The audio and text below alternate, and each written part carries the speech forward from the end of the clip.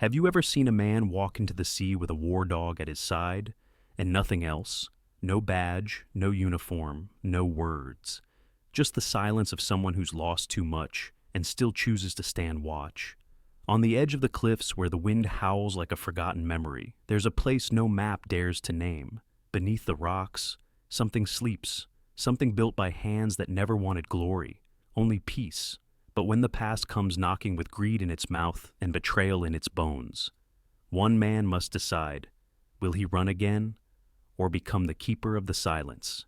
Before we begin, tell us, where in the world are you watching from today? Drop your city in the comments below, and may your heart always find the quiet it needs. The late autumn rain had settled over Boston like a gray shroud, smearing the windows of Sterling and Hale law offices with streaks of water that blurred the world beyond. On Boylston Street, the city hurried beneath umbrellas, taxis honked in frustration, and neon signs blinked faintly in the drizzle. But inside the office, time seemed to stand still. The air was heavy with the scent of lemon polish and old paper, the kind of smell that clung to mahogany walls and leather-bound law books. It was the smell of permanence, of institutions designed to outlive men. Noah Callahan sat rigidly in one of the stiff leather chairs, his posture erect from habit rather than comfort. He was 34 years old, lean and broad-shouldered, his frame sharpened by years of service that had left him more bone and sinew than softness. His short brown hair was flecked with early silver, and deep lines framed his eyes the pale blue of winter skies, clear but weary. He wore a plain gray t-shirt beneath a faded plaid shirt, jeans scuffed at the knees, and boots still scarred from sand and gravel. Compared to the polish of the room, he looked out of place, like a ghost wandering through a world that no longer belonged to him. Across the room, lounging with practiced arrogance, sat his cousin, Trevor Hale. Younger by 5 years, Trevor was everything Noah was not. His body had grown soft, cushioned by years of comfort and indulgence. His dark suit was expertly tailored, though it strained at the seams around his midsection. Gold cufflinks flashed when he tapped impatient fingers against the polished desk, the rhythm like tiny hammers against Noah's frayed nerves. His face, pale and smooth, was set in a smirk of self-satisfaction, the look of a man certain that life would never deny him anything. At the center of the room sat Mr. Alden Sterling, the family lawyer, whose parchment-like face and dry manner suggested he had been reading wills since before either of them were born. He adjusted his spectacles and cleared his throat, the sound brittle as dry leaves. His voice, when he began to speak, was as solemn as the drizzle beyond the window. "We gather here today for the final reading of the estate of Mr. Elias Callahan," he intoned. The name struck Noah like the distant toll of a bell. Elias Callahan, his grandfather. The man had been a storm-tossed figure in Noah's childhood, gruff, sunburned, smelling of salt and oil, a presence that felt as immovable as the sea itself. But they had been estranged for nearly 2 decades, ever since Noah enlisted against the family's wishes. To hear his name again in this room was to feel an old wound reopen. Mr. Sterling began listing assets, stocks, properties, the Callahan Shipping Company, a summer home on Nantucket. All of it went to Trevor. With each declaration, Trevor's smirk widened, his fingers tapping more quickly, his gaze sliding toward Noah with a mixture of pity and triumph. To Trevor, Noah was the failure, the soldier who had traded fortune for a rifle, the man who came home with scars instead of dividends. Noah sat motionless, his hands folded in his lap, his mind cataloging details the way it always did. The exits in the room, the weight of the crystal decanter on the sideboard, the tremor in Trevor's expensive shoes. He was a coil of readiness in a world made of glass. Yet inwardly, he felt hollow. He had expected nothing, and nothing was what he seemed to be receiving. Finally, Mr. Sterling paused, peering over his glasses at Noah. "And to my grandson, Noah Callahan." Trevor chuckled, a low derisive sound that broke the silence. "I leave my home on Raven's Crest, off the coast of Maine. Along with it, I entrust to his care my loyal companion, a German shepherd named Valor. This bequest," Mr. Sterling continued, his dry voice softening slightly, "is made with the understanding that Noah alone knows the worth of a silent vigil. The phrase landed like a blow. Silent vigil.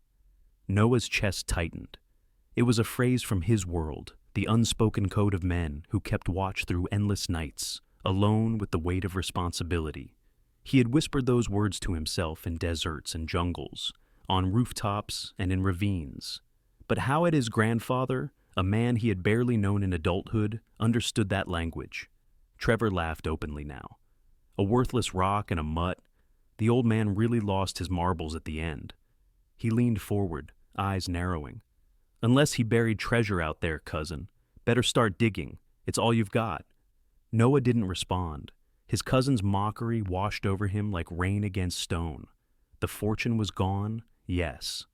But for the first time in years, Noah felt something stir, a strange recognition, as if Elias Callahan had looked through decades and seen the man Noah had become.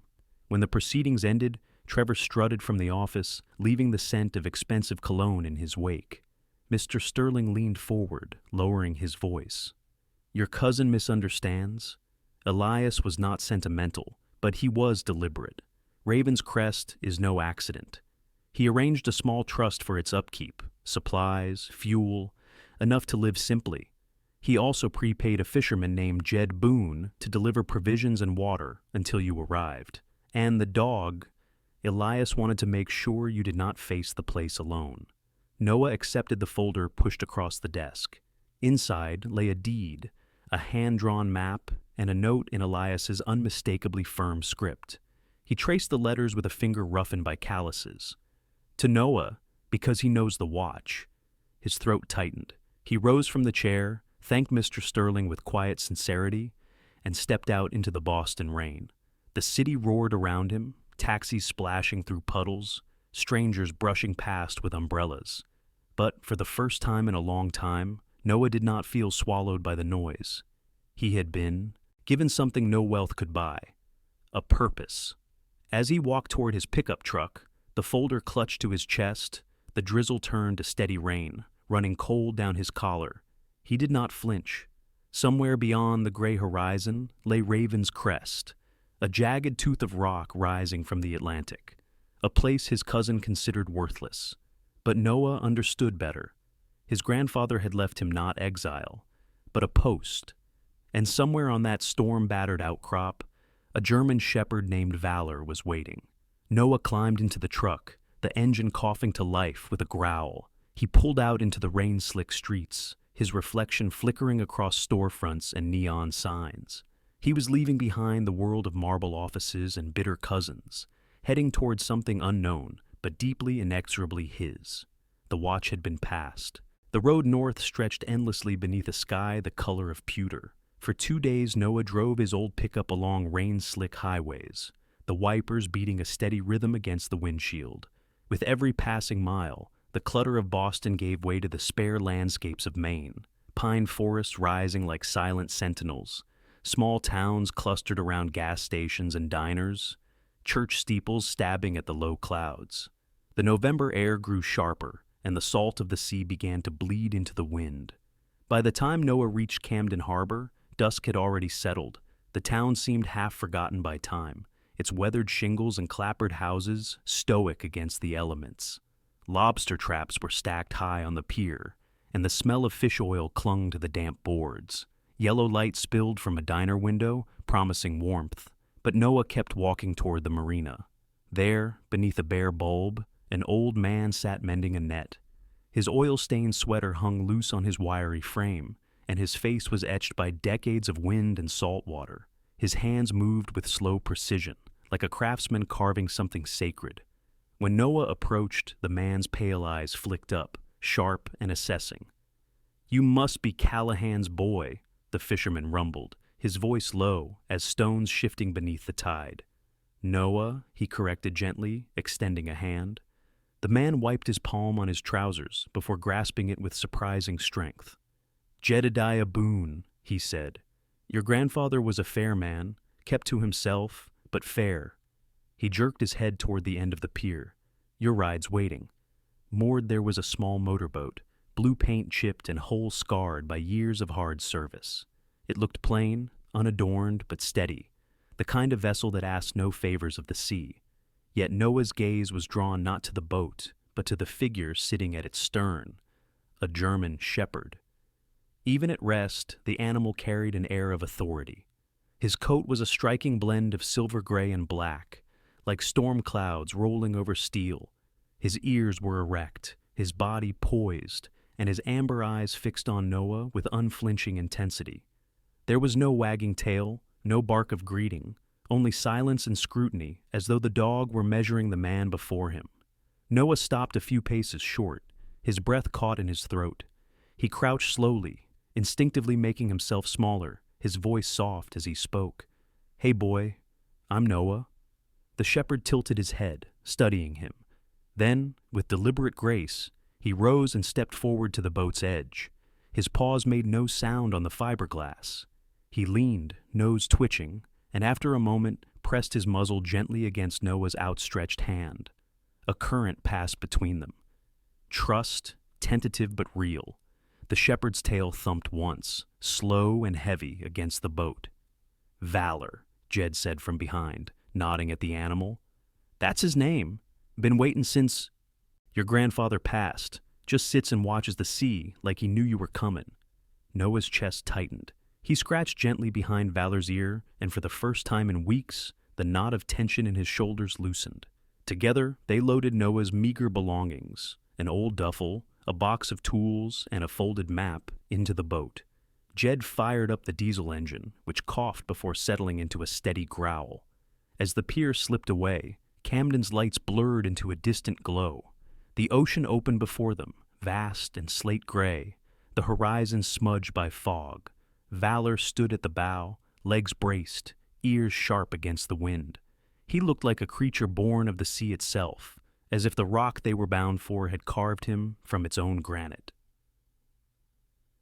Half an hour later, Raven's Crest emerged from the mist.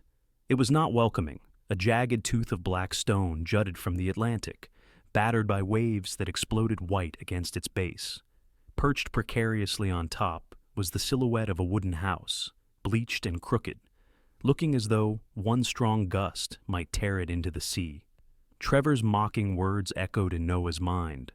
A worthless rock. But Valor barked once, sharp and decisive, as if to contradict that thought. Jed cut the engine and guided them into a narrow cove. Noah climbed out, boots slipping against wet stone.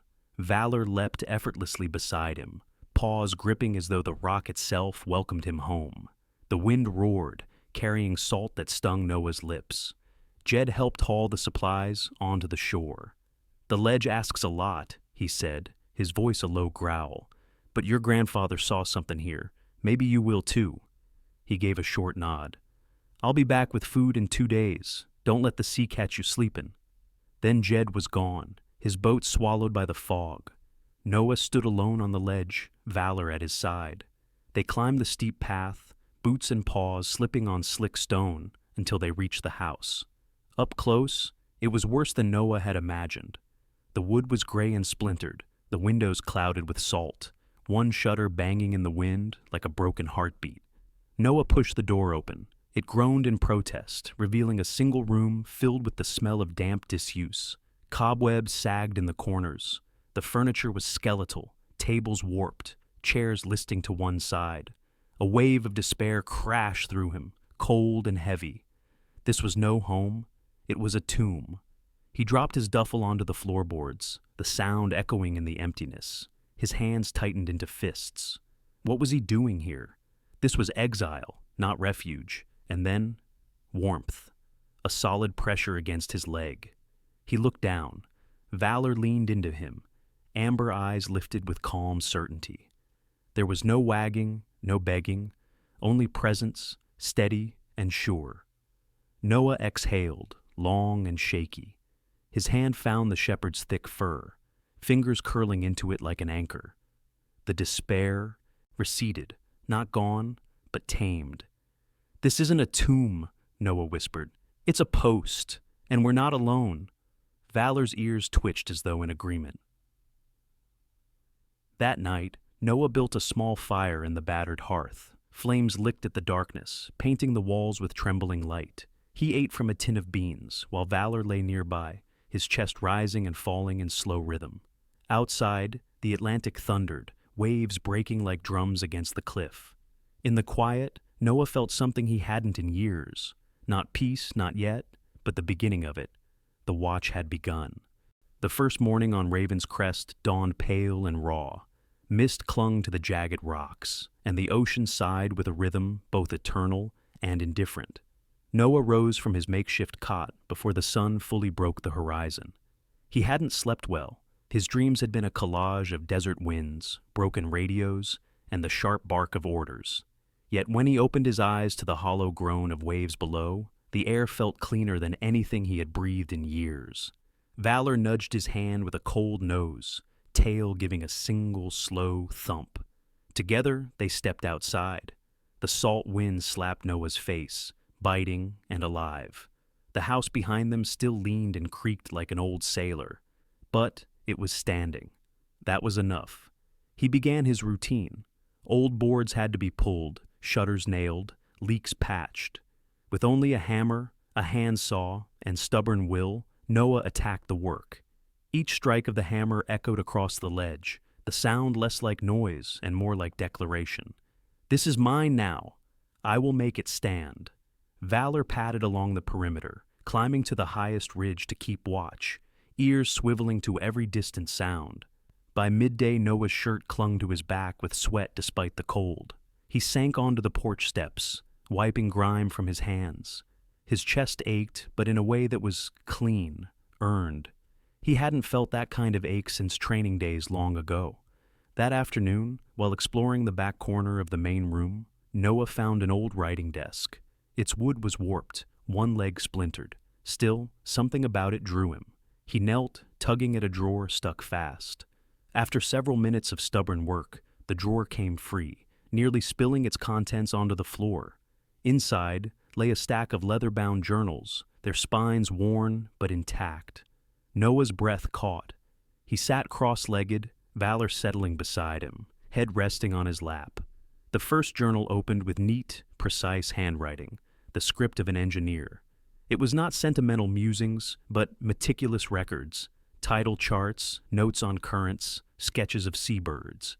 Yet woven into these details were passages unlike anything Noah expected. The ocean speaks in tones men have forgotten to hear. At night, when the granite hums, I can tell a storm is 2 days away. The stone listens better than any instrument. Noah turned page after page, captivated. His grandfather had spent years treating Raven's Crest not as a refuge, but as a living instrument, a sentinel carved from the sea itself. He didn't notice how long he read until the light dimmed and the wind rose. The house rattled, Valor stirred, ears twitching. Then he rose, padding across the room with sudden purpose. He sniffed the stone hearth, nose pressed hard against the cold slab. "What is it?" Noah asked softly. The dog ignored him, sniffing more frantically, pacing, then scratching, sharp claws scraping against the granite. Noah frowned, setting the journal aside. "Hey, easy! You'll wear your paws down." But Valor turned, amber eyes burning with intensity, then deliberately scratched again, harder. A low growl rumbled in his chest, not anger, but insistence. Noah crouched beside him, running his palm over the stone. It was solid, unyielding, no different from the rest. Yet his instincts stirred. He remembered nights in Afghanistan when tracker dogs froze at unseen threats. He had learned the hard way. Ignore a dog's warning, and you paid with blood. "All right, boy," Noah murmured. "Show me." He pressed along the hearthstone's edge. At first, nothing. But then, under his fingertips, the faintest give, barely perceptible, but real. Heart quickening, Noah went to his duffel, pulling free a crowbar. With a grunt, he wedged the metal into the seam and heaved. For a moment the stone resisted, then groaned upward, tilting with reluctant weight. Beneath was not dirt, not foundation, but a cavity lined with lead. Cold, dry air breathed out, carrying a faint metallic scent. Inside lay two objects, a journal wrapped tightly in oilskin, and a heavy brass device shaped like a key, its end carved with intricate notches. Noah lifted the journal first. The oilskin peeled away to reveal pages untouched by damp. He opened to the first entry. My name is Elias Callahan. In 1972, I left the United States Navy after years as an acoustic engineer. The world believes I retired. They are wrong. I came to Raven's Crest because the stone here hears better than any array man ever built. It amplifies the whispers of the deep. The government wanted to turn it into a weapon. I refused. So I built my own station, not for profit, not for conquest, but for protection, for the silent vigil. Noah stared at the words until they blurred. The phrase again. The vigil. His grandfather hadn't left him exile. He'd left him a mission. The brass device lay heavy in his palm, its grooves catching the firelight. Not a key for a door, perhaps, but for something more hidden. Something waiting. Valor sat beside him, tail sweeping the floor once, steady and calm. 2 days later, Jed returned, his small boat bumping against the landing. Along with supplies came Mara Boone, Jed's granddaughter. She was in her late 20s, slim, with dark hair pulled back and sleeves rolled to her elbows. Her eyes, gray like sea storms, carried the sharpness of someone who had learned to work hard for survival. At her side was a boy of 7, Eli, his mop of sandy hair damp with sea spray, clutching a worn tennis ball. This is the man who'll be living out here, Jed grunted, unloading a crate. Mara smiled faintly. I remember your grandfather. He once helped my father fix his boat. You've got his eyes. Noah shifted awkwardly, unused to warmth. I don't know about that. While the adults spoke, Eli wandered toward Valor. The German shepherd lowered his head, sniffed the boys, outstretched hand, then allowed the ball to be pressed into his mouth. Eli laughed, a bright sound that pierced the desolation. Valor dropped the ball at Noah's feet, then nudged it toward him. Guess he wants you to play, Eli grinned. Noah bent, picked up the slobbery ball, and threw it across the rocky ground. Valor bounded after it, muscles rippling, joy flashing in his amber eyes. For a moment, the ledge didn't feel like exile. It felt like possibility. Mara left behind a basket of bread and a folded blanket. For the dog, she said simply. When the boat pulled away, the ledge fell silent again. But the silence had changed. Noah stood with Valor at his side, the oilskin journal tucked in his pocket, and felt the stirrings of a connection, to the past, to the present, and perhaps to a future he hadn't dared imagine.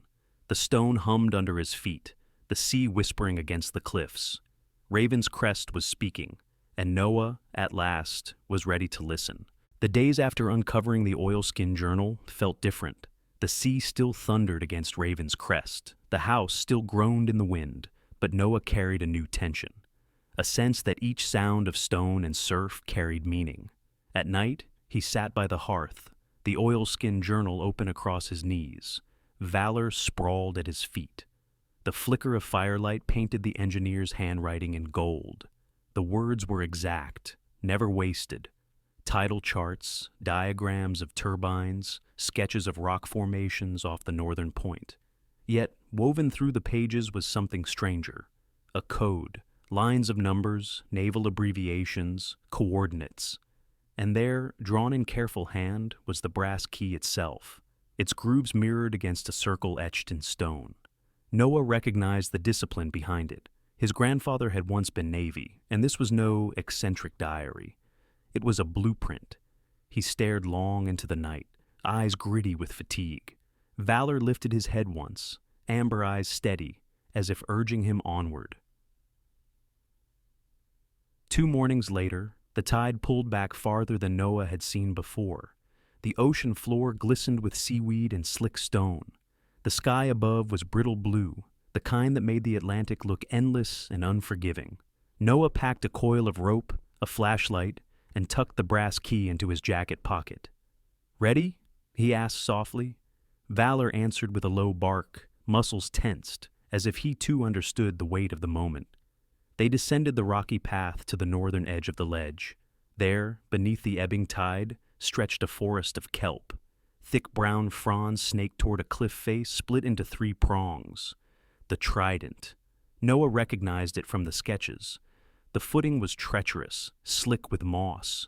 Waves lapped low, exposing more of the rock with each passing minute.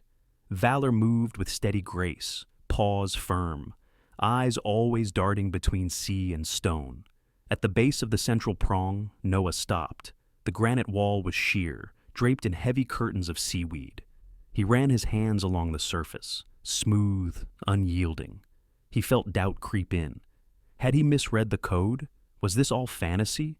Then Valor pressed forward, nose working furiously. He pawed at one section of seaweed, then barked once, sharp and commanding. Noah pushed aside the fronds. His palm brushed against something too precise to be natural. A circular indentation, no bigger than a coin, its grooves matching the brass key. Noah's pulse surged. He drew the key, its metal warm from his pocket, and slid it into the slot. It fit with mechanical perfection. With both hands gripping the T-shaped handle, he twisted. At first, nothing. Then, a deep grinding vibration shook the rock beneath his boots. Valor growled low, not in fear, but anticipation. A seam appeared in the cliff, straight and clean. Slowly, ponderously, the stone face began to part. The ocean seemed to hold its breath. Before them yawned a tunnel, square and black, its air dry and sterile, utterly different from the salt-sodden world outside. Noah tightened his grip on the flashlight, its beam cutting into the dark.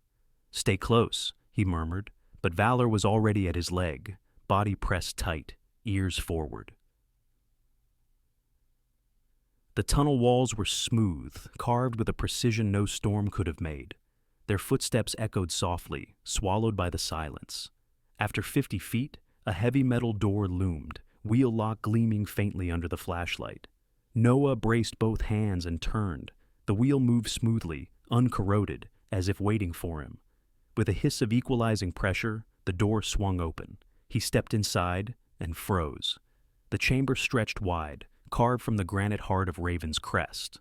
Metal catwalks circled the walls, consoles lined in neat arcs, and a vast curved screen dominated the far side.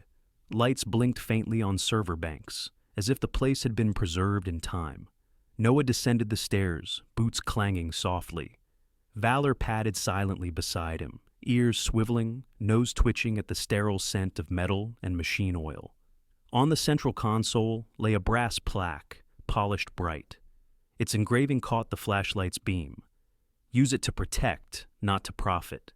The watch is now yours." Noah's throat tightened. His grandfather's hand was everywhere here. Engineers' diagrams, switches labeled in meticulous script. This was no ruin. This was a sentinel built in secret, waiting for someone to take its place.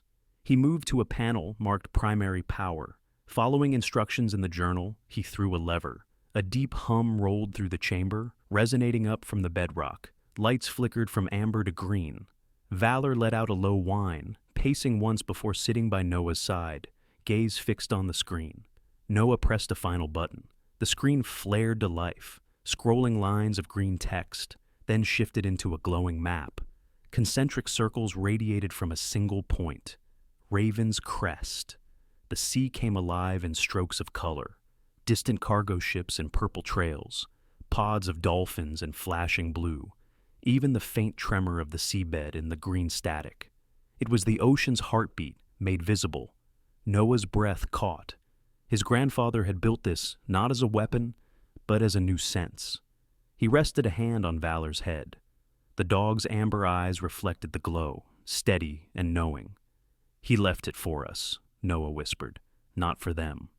For us." Far away on the mainland, Mara Boone stood at the diner window, wiping her hands on a rag. Beyond the harbor, dark clouds gathered over the horizon. She thought of the quiet veteran now living on that desolate rock, and of the shepherd who had met her son with such solemn grace. She wondered if he had enough food, if the roof was holding, if solitude was a cure or a poison. She pulled a small loaf of bread from the oven, wrapped it in cloth, and set it aside. Perhaps next time she and Eli visited, she would bring more than just supplies. Back on Raven's crest, Noah leaned against the console, the chamber humming around him. For the first time in years, he felt the silence was not a cage, but a purpose. His grandfather's vigil had become his own, and with Valor by his side, he was no longer standing it alone. The door in the sea had opened, and so had his life. The sky had turned the color of bruised steel. Along the edge of Raven's Crest, the wind snapped in sudden gusts, dragging coils of mist up from the sea like ghostly hands. Noah stood at the observation post, his fingers curled around a steaming mug of black coffee, eyes trained on the horizon.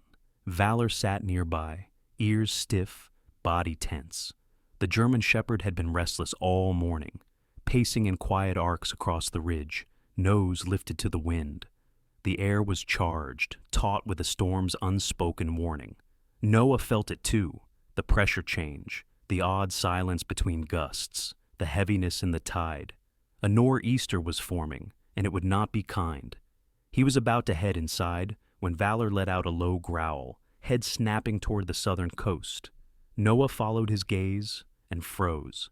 A sleek white motor yacht cut across the water, its hull slicing the waves with arrogant ease. Chrome railings glinted under the pale light, and above the helm stood a figure Noah would have recognized anywhere: Trevor. Dressed in a navy raincoat far too clean for real weather, his cousin stood like a man inspecting property. At his side were two unfamiliar men, one wiry and jittery, the other massive and expressionless, built like a refrigerator in a jacket. "Here we go," Noah muttered, setting down his mug. They came ashore in a rubber dinghy, anchoring it with clumsy hands at the same stone landing Jed had once used. Trevor scrambled onto the rock and nearly slipped. The big man caught him with one hand. Noah stood at the top of the rise, arms crossed, Valor at his side. The dog's growl rumbled steadily, teeth barely bared. Trevor raised both hands as if approaching a negotiation. "Cousin, fancy finding you out here in the middle of nowhere." Noah didn't smile. "It's my home. You're trespassing." Trevor snorted.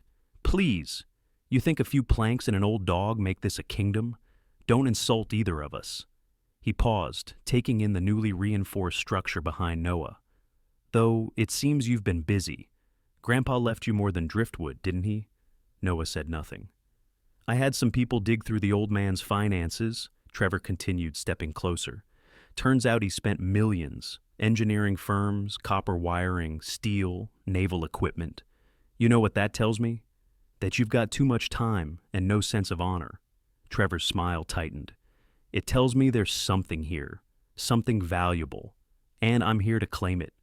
He nodded at the larger man, who stepped forward like a wall in motion. Noah didn't flinch.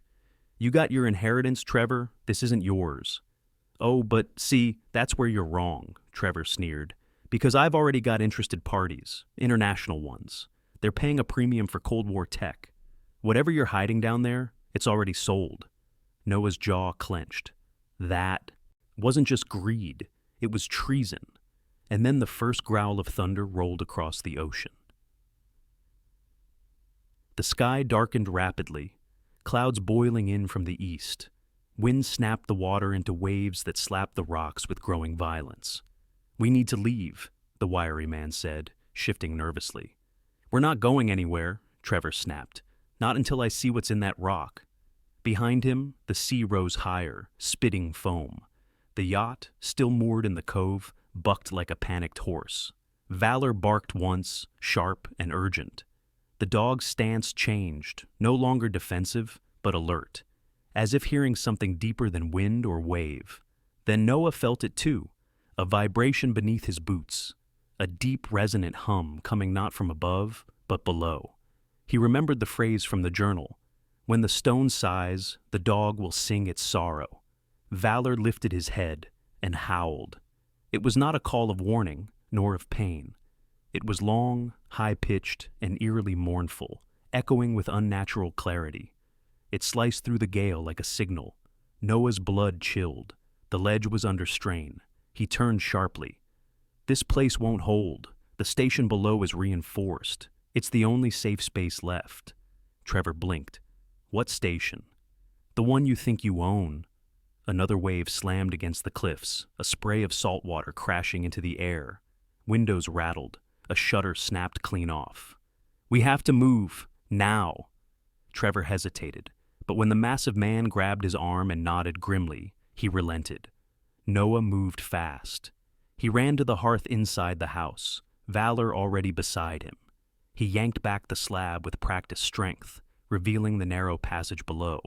One by one, the intruders dropped down, curses echoing through the tight walls. Noah and Valor followed last, pulling the slab shut just as the storm roared above like a beast unleashed. The silence of the station felt surreal after the chaos above.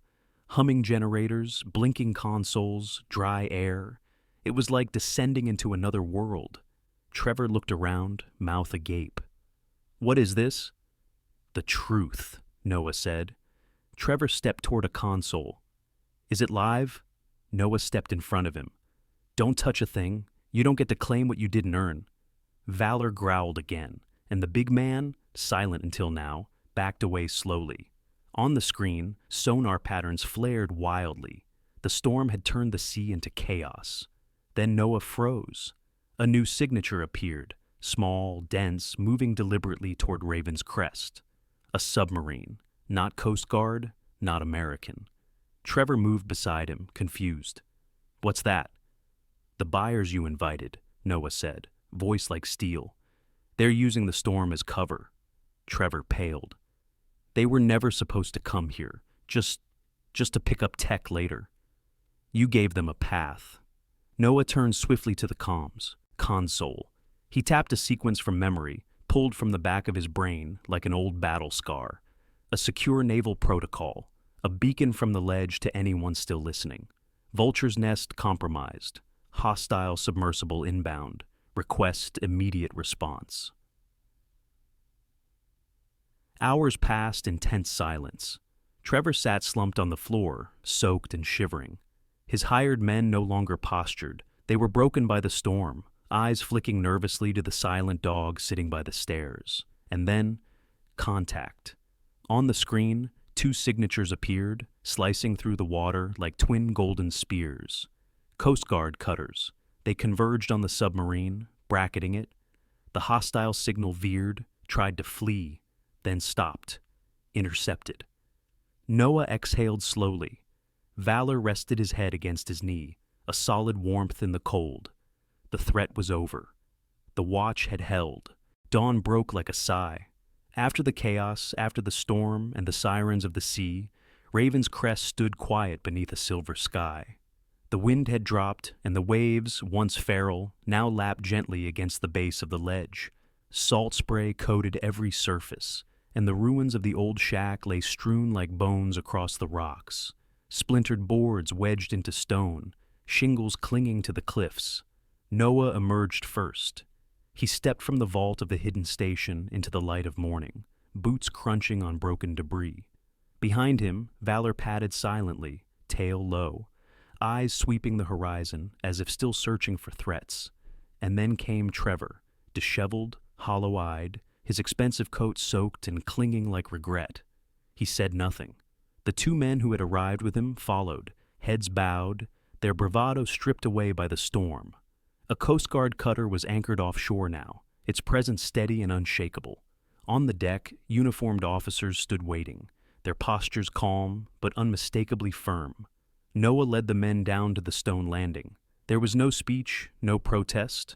Trevor was cuffed without resistance, his eyes unfocused, as if only now comprehending the gravity of what he had tried to sell. One of the officers turned to Noah. "A naval transport's en route. Someone wanted to speak to you personally." It arrived not long after, a sleek gray vessel cutting through the still-churning tide. A single man disembarked, tall, broad-shouldered, with a white beard and the gait of someone who had stood on more steel decks than dry land. His uniform bore the stars of an admiral. He didn't offer a handshake. He didn't salute. He simply looked Noah in the eye and nodded, as one watchman to another. "Noah Callahan?" "Yes, sir." "I'm Admiral Harris. I served with Elias, long ago." His voice was like worn gravel, deep, tired, but firm. "I received your transmission. Vulture's nest compromised." A small smile touched the corner of his mouth. "Only your grandfather would have called it that." He looked up at the shattered ridge, then down at the granite beneath their feet. We always knew he was building something. We just didn't know what. Noah remained quiet. There was no need to explain. The Admiral had already read it in the sonar, in the intercepted submarine, in the storm rack station below. The system down there is decades ahead of anything we've ever built. Still functional, still powerful, but also delicate. He met Noah's gaze again. It can't be run by committee. It needs a keeper, and your grandfather believed you were the one. The wind tugged at their coats. Valor stood beside Noah, head lifted, unmoving. "We'd like to offer you a civilian contract," Admiral Harris said. "Classified clearance, full support, no interference. You run the station. You do it your way, just like Elias did." Noah stared out. At the sea. The water shimmered in the light. Somewhere out there, the hidden world of sound still murmured and moved. Currents, creatures, and distant ships whispering secrets into stone. He thought of the years he had wandered after the war, searching for a place that felt like anything but noise. He thought of Mara's quiet smile, of Eli pressing a ball into Valor's mouth without fear.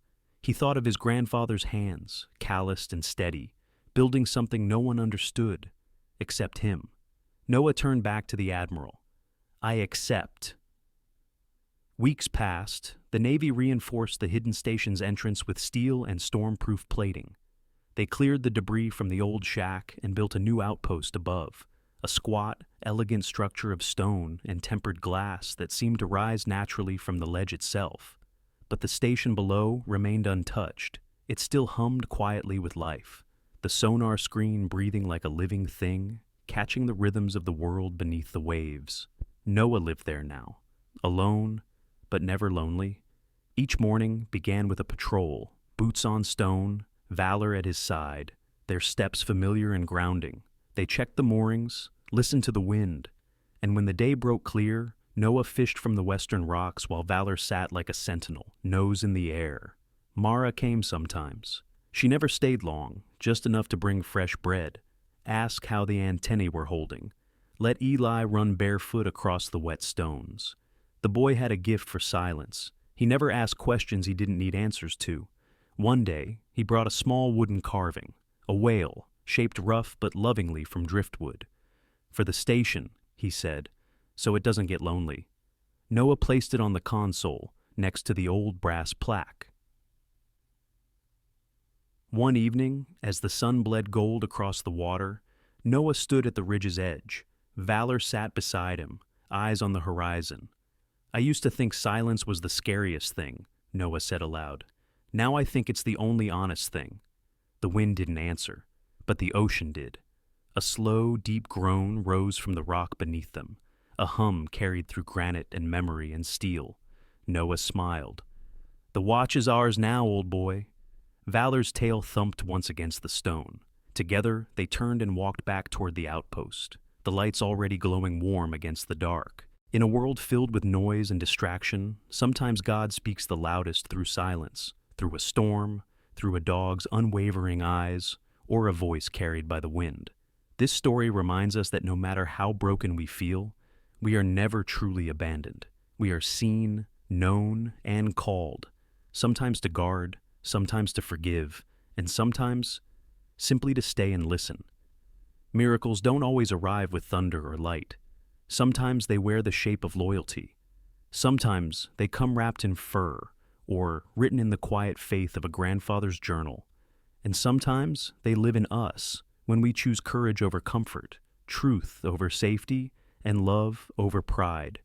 If this story touched your heart today, please share it with someone who still believes in second chances.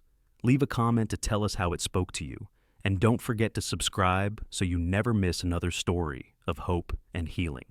And if you believe that God still works miracles in quiet places, comment below with just one word, Amen.